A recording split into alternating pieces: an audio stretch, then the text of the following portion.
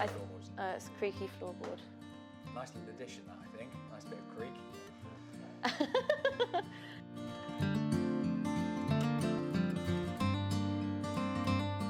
Hi everyone, and I'm with my old pal Rose Electra Harris and her lovely dog Jabba. We're going to be talking all about shape and texture.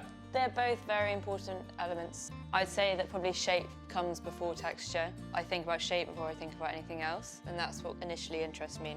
What I love is starting with ink or acrylic and then adding pastels and oil pastels and chalk pastels or charcoal on top. So the layering up of different mediums, ends up creating a whole unique texture in itself. Yeah, exactly. What I also love about flowers is how they do change shape as they evolve. As the weeks go on, and one of my favourites is tulips and how they open up over the weeks, and then you can do a really fun trick where you sort of open them up over the weeks as they start to get nice and soft. But doing this is just so nice, and actually arranging flowers is just an incredibly soothing thing. Being able to see things beneath a layer is really important, and I think when colours sit on top of each other, they change colour. It's the same with texture as well. Different materials on top of each other, and it creates kind of a deeper texture.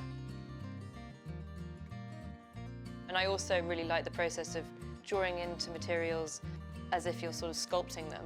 It's just how much you can do with texture and what texture can make you feel the texture of an object. An old chair, representing it as an old friend, as something that's worn and has its own history and tells a story.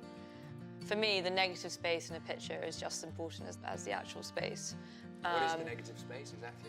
So the space around other things, the space between objects, between leaves or flowers, all those little areas are just as important for me as the thing you're actually painting. Shape and texture is actually really important for me as well.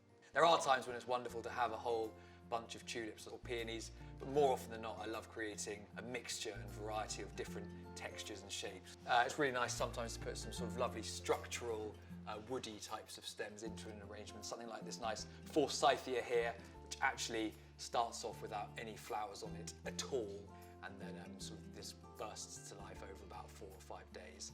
And again, it's just quite remarkable coming downstairs and you suddenly see them all in colour, and it is really very special and nice. Well, everyone, a massive thank you to the fabulous Rose Electra Harris.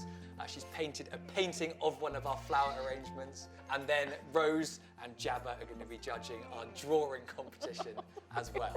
So thank you, Rose. I'm sorry, I'm so sorry. No, that's great. I think that could be quite jolly.